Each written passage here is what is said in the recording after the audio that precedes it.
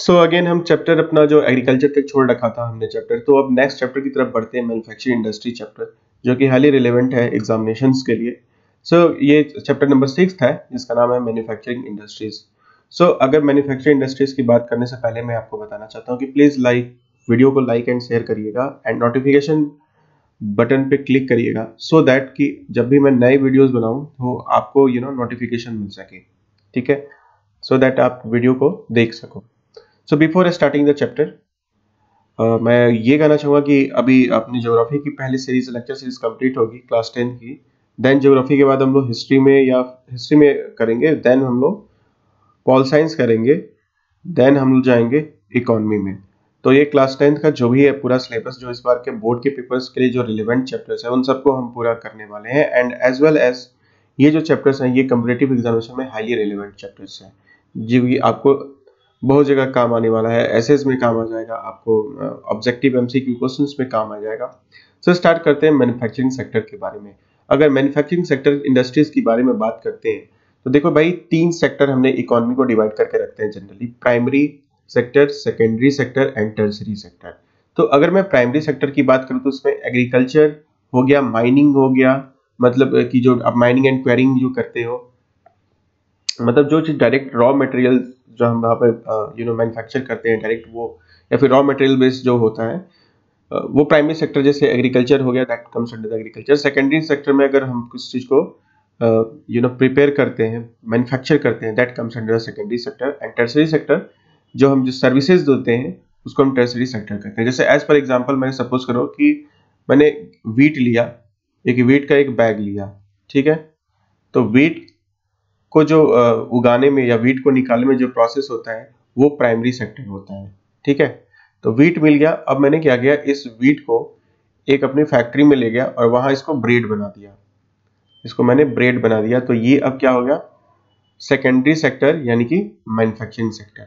अब सपोज करो मैंने ब्रेड बेचने के लिए एक शॉपिंग मॉल खोल दिया, यहाँ पे ब्रेड के ब्रांड्स में अपने रख दिए और उसमें केक बना दिया ब्रेड से, मतलब एटसेट्रा, उसमें वैल्यू ऐड करते गया, मतलब यहाँ पे मैन्युफैक्चरिंग सेक्टर में। और जो यहाँ पे इसमें सर्विस दे रहा हूँ यानी कि जो बेच रहा हूँ, जो सर्विसेज दे रहा हूँ, वो आ गया टर्सरी सेक्टर में। तो इस तरह से हम अपने इकोनॉमी को डिवाइड करते हैं, ठीक है।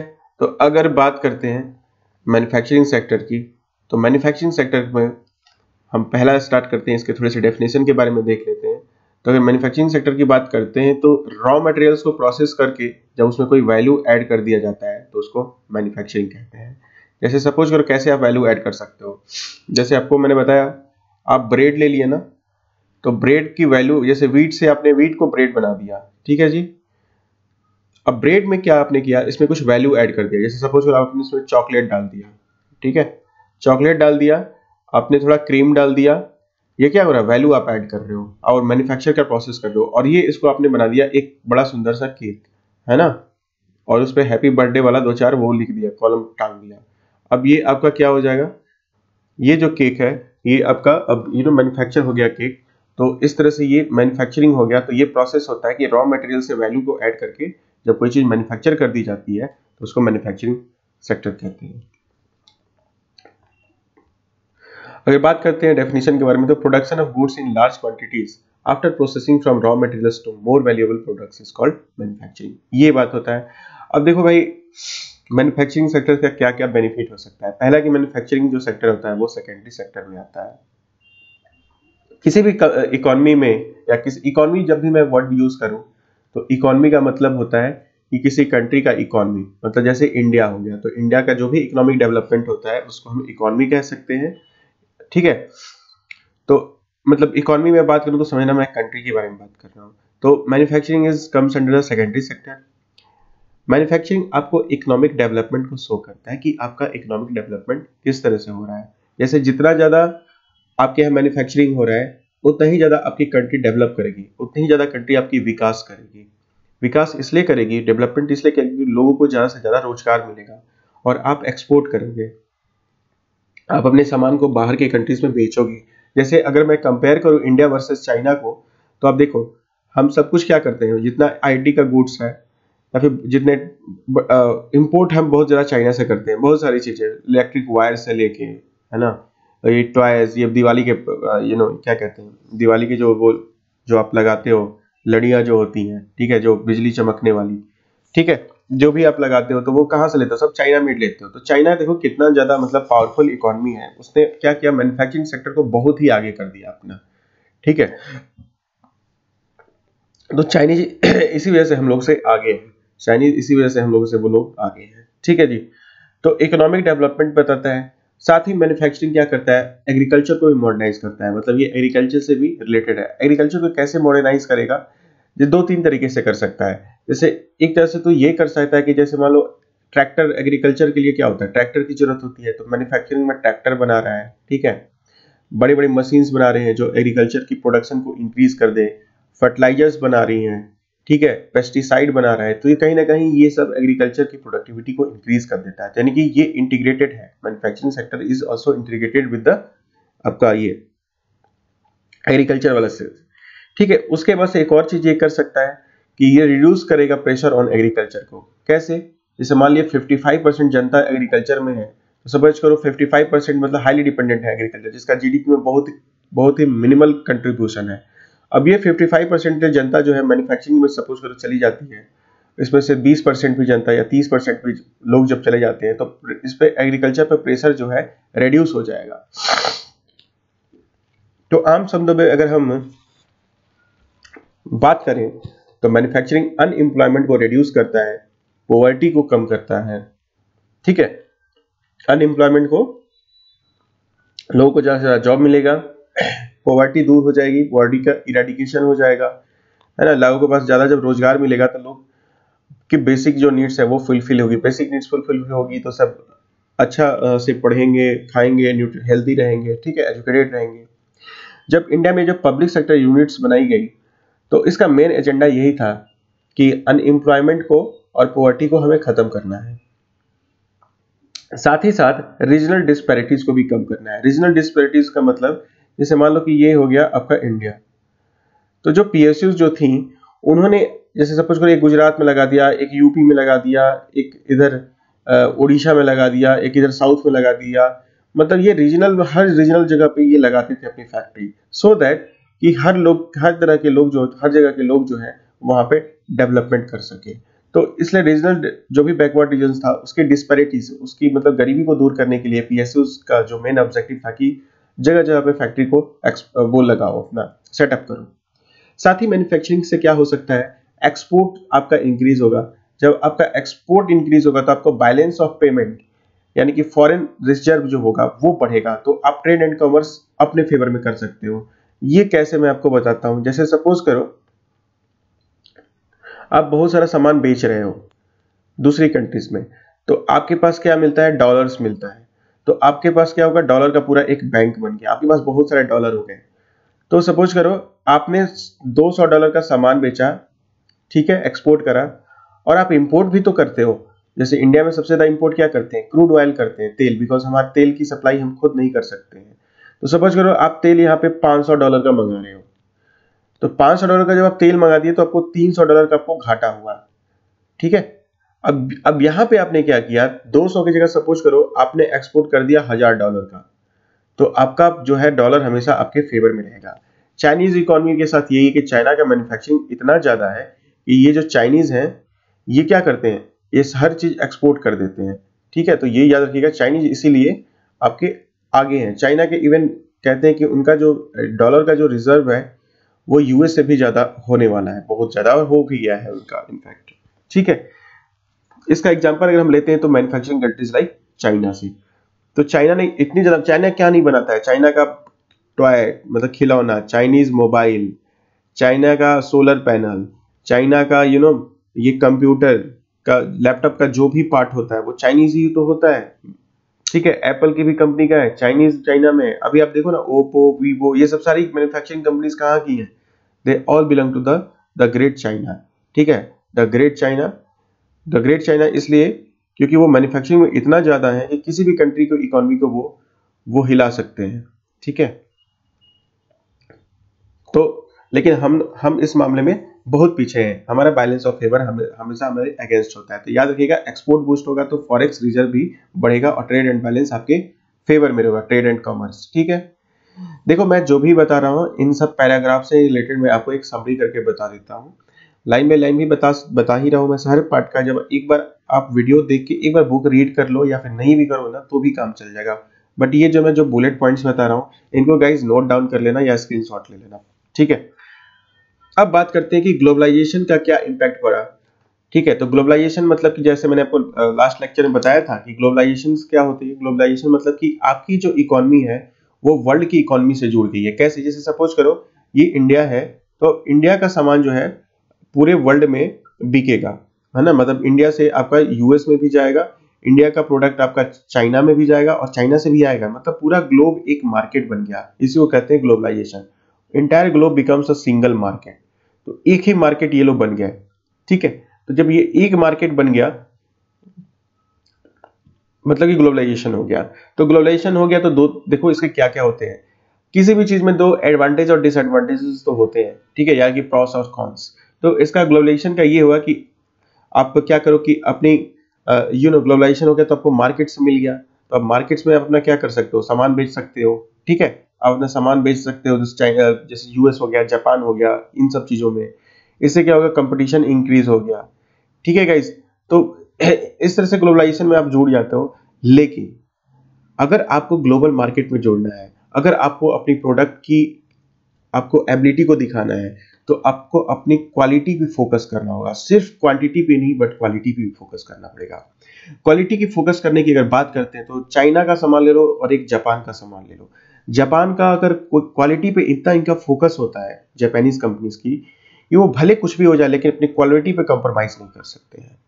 आप अगर आपको कोई भी चीज लेना है, आंख बंद करके कोई भी जापानी सामान ले लो और एक तरफ जाके आप चाइना से लो, तो कहते हैं ना चाइना का माल चलेगा नहीं। लेकिन अगर आपके पास जापानी, जैसे सपोज करो आपके पास एक जापानीज पैनासोनिक का, लेट्स सपोज कि आपके पास एक कैमरा है और एक कोई ओप्पो का कैमरा हो, तो बताओ आप कौन सा खरीदोगे? जापानीज खरीदोगे, जाहिर सी बात है। अगर आप एक नाइकॉन का कैमरा खरीदोगे, अगर आप एक अच्छा कैमरा मन है तो। अदरवाइज ओप्पो का कैमरा करके फिर वो भैंस का फोटो लगाओ, कहो कि देखो मेरी भैंस गोरी हो गई। ठीक है, तो ये वाला। और ये जापानीज इतना मतलब इनका कंट्री का ही होता है, जापानीज का इनके कल्चर में है कि भले कुछ भी हो जाए बट क्वालिटी से कंप्रोमाइज नहीं करना है, व्हाटएवर। ठीक है, तो क्वालिटी फोकस्ड होना चाहिए। जैसे अब इंडिया को भी क्या करना चाहिए, मैन्युफैक्चरिंग तो करे लेकिन जब मेड इंडिया उस पर लिखा रहे तो लोग उस पर गर्व फील करें। ये ना उस पर डाउट ना करे कि अरे इंडिया का बना हुआ है, ओह जुगाड़ से बना होगा, बेकार होगा, है ना। ये भावना नहीं आनी चाहिए लोगों के अंदर। तो आप अपनी क्वालिटी पे फोकस करो। जैसे माइक्रोमैक्स का फोन जो इंडिया में आया था वो क्यों फेल हो गया? क्योंकि उन लोगों ने क्या किया, सारा फीचर एंड्रॉइड का सब डाल दिया, है ना। कैमरा वैमरा दिखा दिया कि हम 50 मेगापिक्सल का कैमरा दे रहे हैं बस 10,000 के फोन में। और वो 50 मेगापिक्सल क्या करता था वो, है ना, वो फोटो पूरे लाइट पे भी खींचो तो फोटो अंधेरा आएगा। और बैटरी का तो पूछिए मत, माशाल्लाह बैटरी तो उसकी जो चलती थी वो मेरे से बेहतर कोई नहीं समझेगा। ठीक है जी, तो ये आप याद रखिएगा। ठीक है, ये जो ग्लोबलाइजेशन का मैंने बताया। ठीक है, countries that transform their raw materials into wide variety of finished goods of higher value are prosperous. जैसे China, China is why prosperous. ठीक है, यूएस इज वाई प्रोस्पेरस क्योंकि इनकी इनकी जो इकोनॉमी है ना वो मैन्युफैक्चर बेस्ड है। यूएस इस समय सबसे ज्यादा क्या बनाता है, वेपन्स। जितने वेपन्स हैं, जितने एयरक्राफ्ट हैं, ये कौन बना रहा है, यूएस बना रहा है। यूएस के पास बोइंग है ना, बोइंग का नाम सुना है ना। ठीक है, यूएस के पास आपका F-16 जैसे फाइटर है। ठीक है, यूएस के पास उनके ड्रोन है। यूएस के पास उनके डिफेंस मैन्युफैक्चरिंग इतनी आगे है कि उसका कोई आप कंपैरिजन नहीं कर सकते इंडिया के साथ। They are very far away from India. Also they are, इनकी कंपनी, यूएस की कंपनी जैसे फोर्ड कंपनी है, फोर्ड की गाड़ी बहुत ज्यादा चलती है, आपको पता ही होगा। फोर्ड की कंपनी वर्ल्ड फेमस है, फोर्ड, है ना। और चाइना का तो एक लाइव सेट एग्जांपल है, बिकॉज चाइनीज से हम तो daily day to day, even जो भी मैं अभी जिस चीज से पढ़ा रहा हूँ वो भी चाइनीज ही मेड है, मेड इन चाइना ही है। आप भी जिस पे पढ़ रहे हो वो भी मेड इन चाइना ही है। तो सो देखो आप मैन्युफैक्चरिंग कंट्रीज, तो चाइना की जीडीपी इतनी इंक्रीज हो गई है, ठीक है, कि वो यूएस को अब चैलेंज करती है कि आओ लड़ाई कर लेते हैं। ठीक है, एग्रीकल्चर एंड इंडस्ट्रीज कहते हैं कि ये are not exclusive to each other, they move hand in hand. ठीक है, मतलब ये हैंड इन हैंड चलती है। जैसे एग्रो बेस्ड इंडस्ट्री जो मैं आपको पहले एग्जांपल बता रहा था, एग्रो बेस्ड इंडस्ट्रीज। जैसे एग्रो बेस्ड इंडस्ट्रीज का मतलब जैसे सपोज करो कि जैसे सपोज करो आप फ्रूट्स प्रोडक्ट करते हो, फ्रूट्स आता है और आपने फ्रूट्स को क्या किया, जो डेली सुबह जैम खाते हो आपने जैम बना दिया, तो ये एग्रो बेस्ड इंडस्ट्रीज हो गई। जो आलू होया, आलू डालो इधर से सोना निकलेगा, मतलब कि चिप्स की फैक्ट्री आपने बना दी, सच एज लेज का आपने बना दिया, है ना, लेज फैक्ट्री बना दी। ऐसे ही ले लो, मिल्क का एग्जांपल ले लो, तो मिल्क से आपने क्या बनाया, प्रोसेस करके उसको बटर बना दिया या फिर उसको आइसक्रीम बना दिया। तो these are called the agro based industries, ठीक है जी। और इससे क्या होगा, इससे फ्रूट्स का सही प्राइस भी मिलेगा, प्राइस क्रैश नहीं हुआ, प्राइस मतलब प्रोडक्शन बढ़ता है तो आप उसको जैम बना दो, प्रिजर्व कर दो, क्योंकि अब हर साल आपको तो ग्रेप्स नहीं मिलेगा ना, तो ग्रेप्स का आपने जैम बना दिया, ठीक है, आप उसको खा रहे हो, उसके टेस्ट को सेम टेस्ट का ले रहे हो, ठीक है। आलू क्या किया आपने, चिप्स बना दिया, ठीक है। जैसे गर्मी के दिन में देखोगे कुछ लोग घर में अपना चिप्स काटते हैं, आलू काट के चिप्स बनाते हैं, वो प्रिजर्व करते हैं, एक तरह से एक वो भी एग्रो बेस्ड इंडस्ट्रीज के पार्ट है, ठीक है। साथ ही साथ आप आप मैन्युफैक्चरिंग करके पेस्टिसाइड बना सकते हो, प्लास्टिक बना सकते हो, पीवीसी पाइप्स बना सकते हो, मशीन्स बना सकते हो, टूल्स बना सकते हो, जो कि एग्रीकल्चर में यूज होती हैं, जैसे ट्रैक्टर आपने मैन्युफैक्चर किया है, ठीक है। तो कहीं ना कहीं ये सभी सारी जो चीजें हैं वो एग्रो बेस्ड जो इंडस्ट्रीज हैं उनको उनको इंक्रीज करती है एग्रीकल्चर के प्रोडक्शन को, ठीक है। और साथ ही साथ फार्मर्स को एक अच्छा पेमेंट मिलता है, फिर फार्मर्स जाके किसान आंदोलन नहीं करते हैं, ठीक है। और वो जो ग्रेटा थनबर्ग जो वहां से बोलती है वो कि इंडिया में किसानों के साथ ऐसा नहीं होना चाहिए, तो फिर अपने इंडिया के लोग जैसे सचिन तेंदुलकर टाइप के लोग आ जाते हैं, अक्षय कुमार टाइप के लोग और कंगना रनौत टाइप के लोग।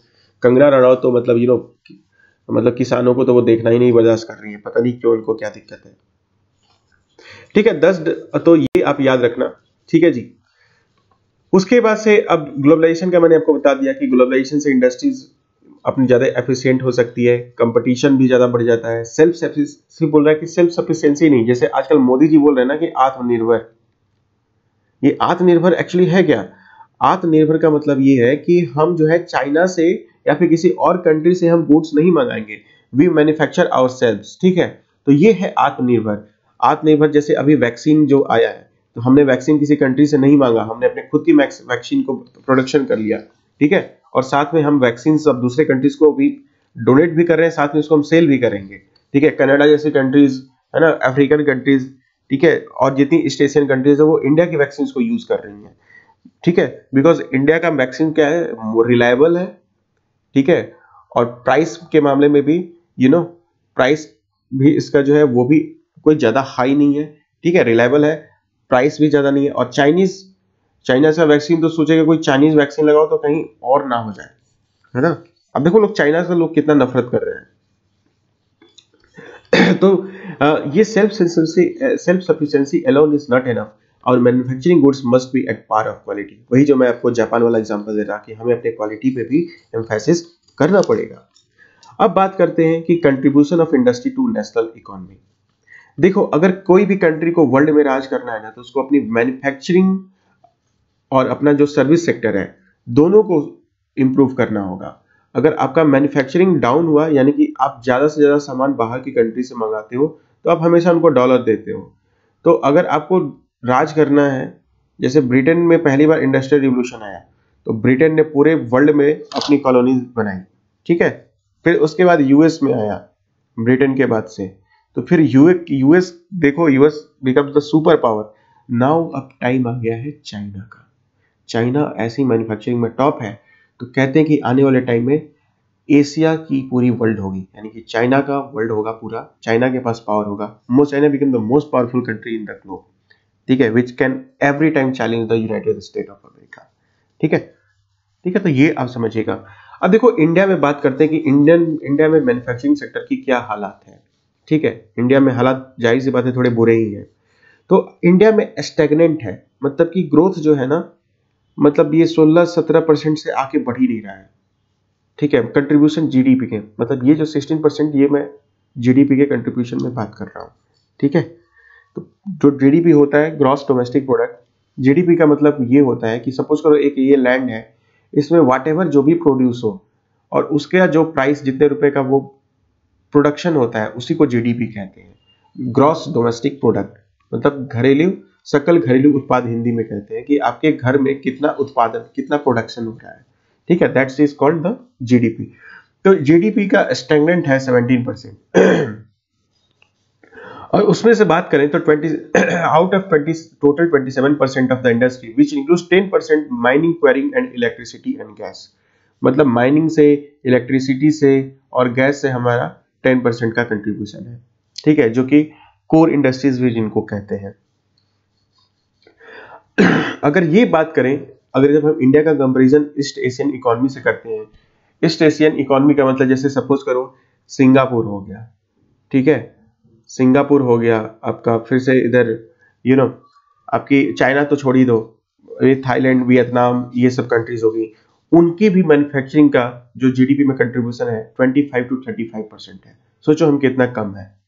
हमारा ग्रोथ रेट का पर एनएम का जो अभी जो ग्रोथ रेट है वो 7% है, और बल्कि डिजायर्ड है हमारा कि 12% अगर हो तब हम कहीं आगे जा सकते हैं, बट ये सिर्फ 7% ही चल रहा है पर एनम, ठीक है।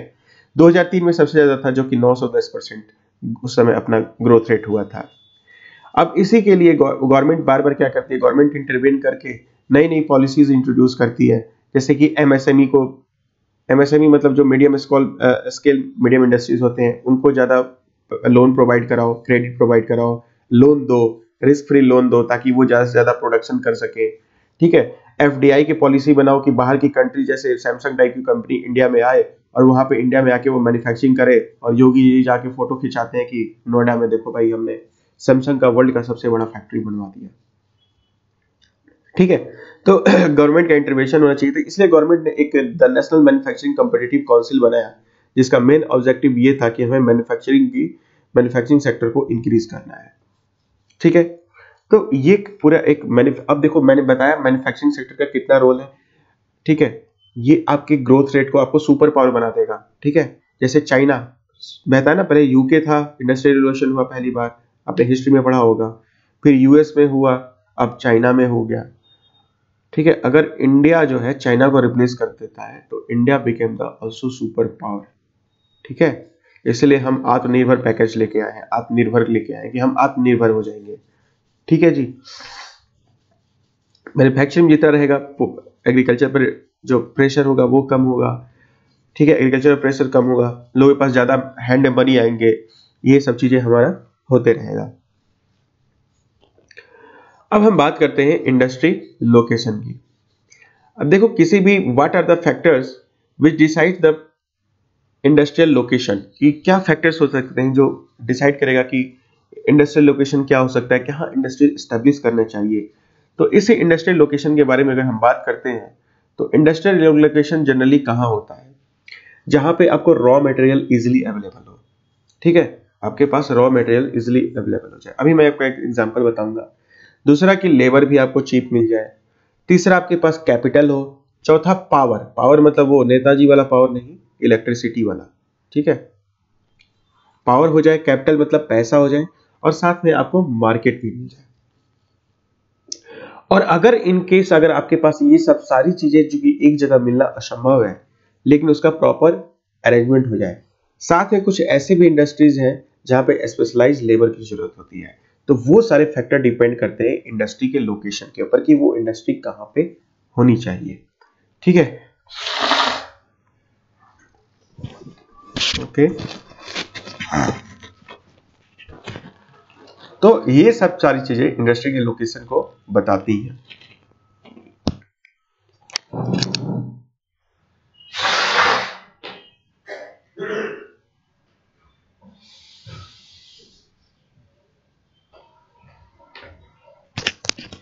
सॉरी। तो इंडस्ट्रियल लोकेशन की ये सब सारी चीजें आपको बताती है। अब मैं बताता हूं ये कैसे हो सकता है। जैसे सपोज करो आपको स्टील की फैक्ट्री खोलनी है, ठीक है, तो स्टील की फैक्ट्री आप देखना कहां पे है, जहां पे आयरन आपको अवेलेबल है, आयरन ओर की अवेलेबिलिटी है, वहीं पे ज्यादातर स्टील की फैक्ट्रीज है, ठीक है। तो यहाँ पे रॉ मटेरियल, स्टील के लिए रॉ मटेरियल क्या होता है, आयरन हो गया, तो वो आयरन मिल गया। जैसे सपोज करो मैं टाटा का एग्जांपल लेता हूँ या फिर जमशेदपुर का, तो टाटा में टिस्को कंपनी है, टिस्को एंड टेलिको। तो टिस्को में क्या, सपोज आयरन ओर की कंपनी है, तो यहाँ पे क्या होता है, ये लोग यही झारखंड का जो छोटा नागपुर प्लेटू जो एरिया है, तो यही बोकारो और धनबाद और इधर से ये लोग मतलब जो आयरन के जो माइनिंग यही आसपास के एरिया से करते हैं।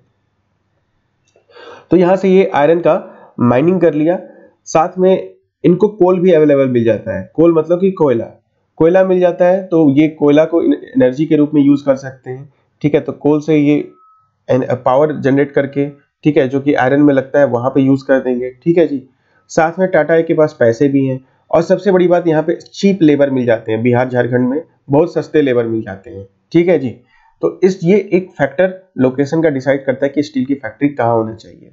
ठीक है, उसके बाद से स्पेशलाइज्ड लेबर वालों की बात करूं तो जितनी आईटी इंडस्ट्रीज कहाँ है, या तो नोएडा में है, या फिर बैंगलोर में है, ठीक है, या चेन्नई में है, ठीक है, या फिर हैदराबाद में है।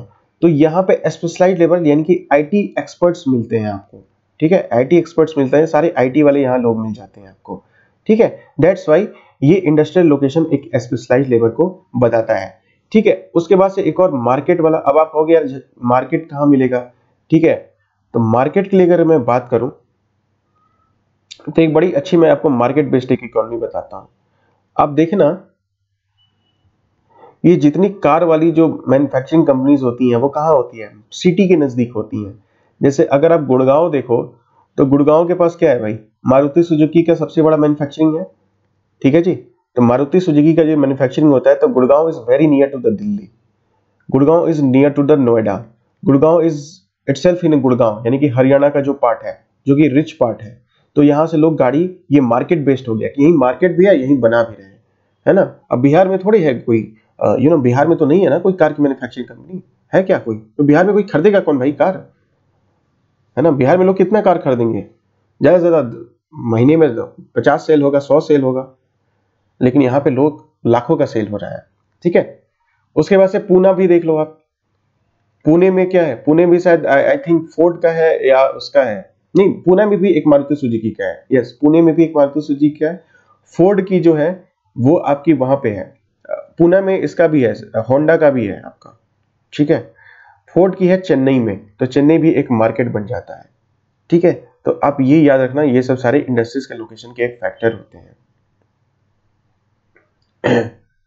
ठीक है जी, तो इंडस्ट्री से हम इसको कहते हैं कि मार्केट लिंकेज भी कर सकते हैं। इंडस्ट्री का आप क्या कर सकते हो? मार्केट लिंकेज कर सकते हो। जैसे आपको इनपुट रॉ मटेरियल चाहिए, कंपोनेंट्स पार्ट्स चाहिए, और फैक्टर ऑफ प्रोडक्शन क्या होता है? लैंड हो गया, लेबर हो गया, कैपिटल हो गया, एंटरप्रेन्योरशिप हो गया, इंफ्रास्ट्रक्चर हो गया। और क्या चाहिए आपको इंडस्ट्री के लिए? ट्रांसपोर्टेशन फैसिलिटी चाहिए, फैक्ट्री चाहिए, प्रोडक्ट्स के लिए भी, अगर प्रोडक्ट्स बनाते हो तो उसका भी ट्रांसपोर्टेशन चाहिए, फिर मार्केट चाहिए, और इन सब के पीछे मनी जो है मेन रोल होता है। मनी मार्केट से भी मिलता है, ठीक है, और रॉ मटेरियल के लिए मनी लगता है। ठीक है जी, अब देखो भाई, जहां भी इंडस्ट्री होगी तो वहां पे क्या होगा? अर्बनाइजेशन होगा।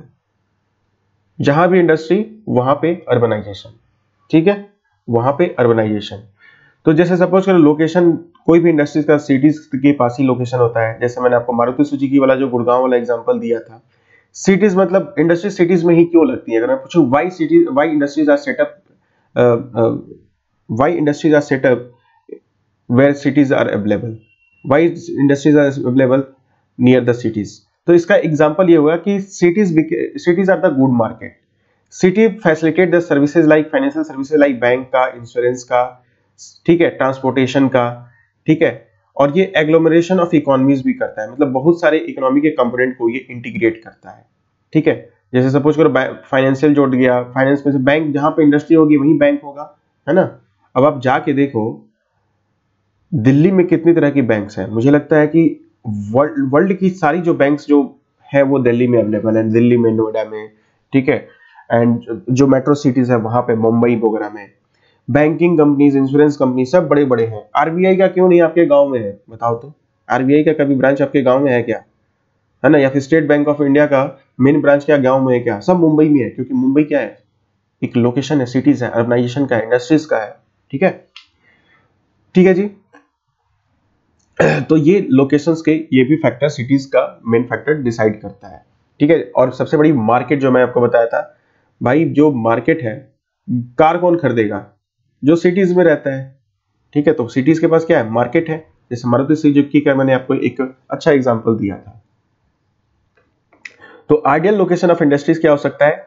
Cost of obtaining raw materials at site ये कम हो, मतलब रॉ साइट पे आप फैक्ट्री खोल दोगे तो आपका प्राइस कम लगेगा। जैसे मान लो कि आप यहीं से आयरन और लिए और यहीं स्टील बना दिए, जिस तरह से आपको ट्रांसपोर्टेशन का खर्चा बच गया, है ना, और वहां पे आपको गांव में चीप लेबर भी मिल जाए, ट्राइबल्स ले लिया कि भाई चल तू काम कर ले, तो ये भी एक मिल जाता है। ठीक है, तो इस तरह से हमारा ये मैंने आपको कुछ बेसिक एक इंट्रोडक्शन दे दिया मैन्युफैक्चरिंग का। नेक्स्ट वीडियो में हम पढ़ेंगे कि क्लासिफिकेशन ऑफ इंडस्ट्रीज के बारे में पढ़ेंगे, फिर टेक्सटाइल इंडस्ट्रीज के बारे में पढ़ेंगे और 2-3 इंडस्ट्रीज के बारे में और पढ़ेंगे। ठीक है, तो वीडियो कैसा लगा प्लीज लाइक एंड सब्सक्राइब जरूर करिएगा, नोटिफिकेशन बेल अलार्म को जरूर ऑन करिएगा, सो दैट आपको नई वीडियोस आप तक मिल सके, नोटिफिकेशन में मिल सके। Thanks for watching your video. ठीक है, तो गाइस प्लीज चैनल को फॉरवर्ड करिए, सब्सक्राइब करिए ज़्यादा से ज़्यादा। Thank you. जय हिंद, जय भारत।